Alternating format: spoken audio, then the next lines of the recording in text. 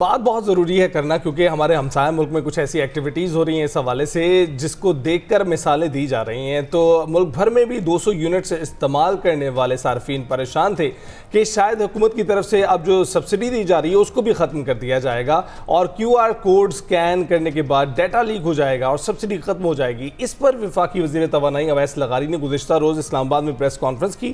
انہوں نے کہا کہ 200 یونٹ سے کم بجلی استعمال کرنے والے حقدار صارفین کو سبسڈی ملتی رہے گی اور بجلی صارفین کے میٹر QR کوڈ سے منسلک کیے جائیں گے۔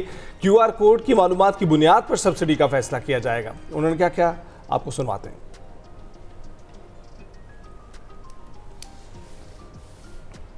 وہ استعمال کر رہے ہیں جن کو سبسڈی مل رہی ہے، ان کا ایک اماؤنٹ آنا شروع ہو گیا ہے بجلی کے بل کے اوپر لکھا ہوا کہ آپ کا اصلی بل یہ تھا، بجلی کی قیمت آپ کو اتنی سبسڈی حکومت کی طرف سے مل رہی ہے۔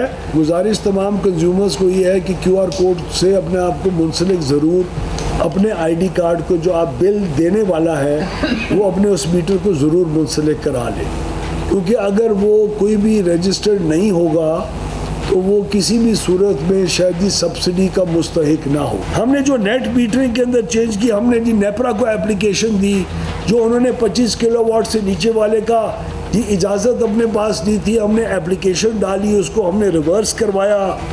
آپ کی جو بیٹریز کے سسٹمز ہیں وہ اب انشاءاللہ مستقبل کے اندر اس کے اندر آئیں گے جو سولرائزیشن کو اور بھی ایڈوانٹیج دیں گے۔ ہمارے تو محتاط اندازے کے مطابق اگلے 10 سال کے اندر 8,000 میگا واٹ کی جو نیٹ میٹرنگ ہے اس نے بڑھ کے تقریباً 20,000 میگا واٹ پہ جانا ہے۔ یہ کلیئرٹی بہت زیادہ ضروری تھی کیونکہ بڑی تشویش پائی جا رہی تھی، تو اب آپ لوگ پریشان نہیں ہوں۔ بالکل کلیئرلی آپ کو بتا چکے ہیں اویس لغاری صاحب کہ جو پروٹیکٹڈ جو صارفین ہیں انہیں یہ سبسڈی ملتی رہے گی اور کوئی سبسڈی ان سے چھینی نہیں جا رہی ہے۔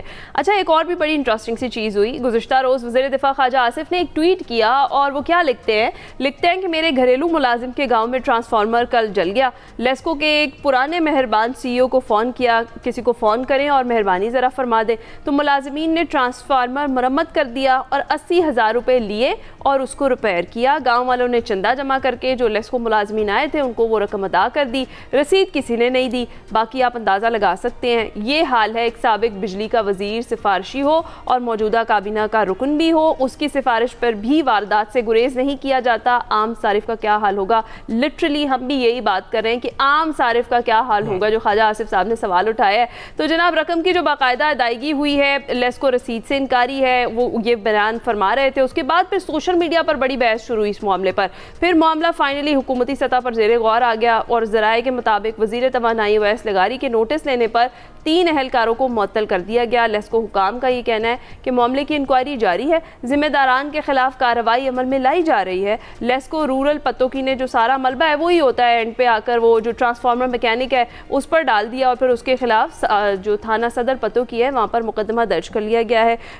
یہ ایک جو سچویشن ہم نے ڈسکس کی ہے، اس کا مقصد یہی ہے کہ یہاں پر کسی کے لیے بھی سفارش جو ہے نا وہ کام نہیں کری۔ ایک وزیر کی سفارش اور اس کے بعد کا کیا حال ہوا، تو ایک عام صارف کا کیا حشر ہو رہا ہے۔ حکومتی سطح پر نہیں ہو رہا ہے، اہلکاروں کی سطح پر بھی یہ سب کچھ چل رہا ہے جس کو روکنا بہت ضروری ہے۔ بریک کے بعد حاضر ہوتا ہے۔